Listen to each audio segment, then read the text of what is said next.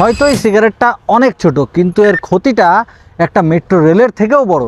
মানুষ যখন সর্বপ্রথম আগুন আবিষ্কার করলো, এই আগুন দিয়ে মানুষ রান্না করলো, আলো জ্বালালো এবং নানান অনেক কিছুই করলো। কিন্তু কেউ কি জানতো মানুষ এই আগুনকেই তার মুখে ঢুকাবে? সিগারেটের জন্ম অনেক আগে থেকেই।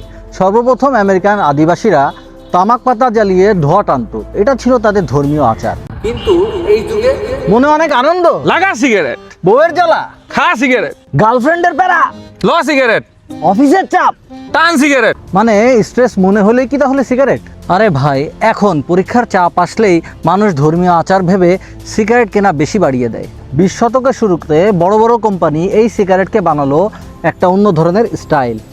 আর ওই সময় নায়ক নায়িকারা ধূমপান করে বুঝিয়ে দিল সিগারেট মানে স্টাইল। কিন্তু বাস্তবতা, এই একটি সিগারেটে আছে 7000-এর বেশি কেমিক্যাল, এর মধ্যে 70টির বেশি ক্যান্সার সৃষ্টিকারী। এই সিগারেটের মাধ্যমে শুধু আপনি ধোঁয়া না, ফুল একটি কেমিস্ট্রি প্র্যাকটিক্যালও খাচ্ছেন। নে, একটার না দিলে তুই আসলেই বন্ধু না।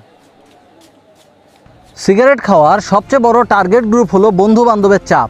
এই বাংলাদেশে দিনে প্রায় 4 কোটি সিগারেট বিক্রি হয়। মানে মানুষ তার ফুসফুস পোড়ানোর পাশাপাশি এই মানিব্যাগটাও পোড়াচ্ছে। হাস্যকর না বিষয়টা?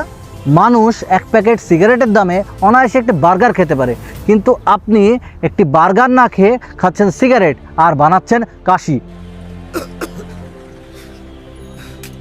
অনেকেই মনে করে সিগারেট আমি খাচ্ছি, ক্ষতি আমার হচ্ছে, মজা আমি নিচ্ছি, আরেকজনের কি? কিন্তু ভাই মনে রাখবেন, আপনার এই সিগারেটের ধোঁয়ায় আপনি আরেকজন মানুষকে ফ্রিতেই অসুস্থ বানিয়ে দিচ্ছেন। মানে আপনি তো হলো সিগারেটের সিআরএম। বুঝেন নাই ব্যাপারটা? এই আপনি খেলে সবাই ভোগে। হয়তো এই সিগারেটটা অনেক ছোট, কিন্তু এর ক্ষতিটা একটা মেট্রো রেলের থেকেও বড়। তাই মনে রাখবেন, এই একটি টান হয়তোবা আজকের স্ট্রেস কমায়, কিন্তু কালকে আপনার জন্য জীবনটাই ধ্বংস করে দেয়। তাহলে লাভ কি?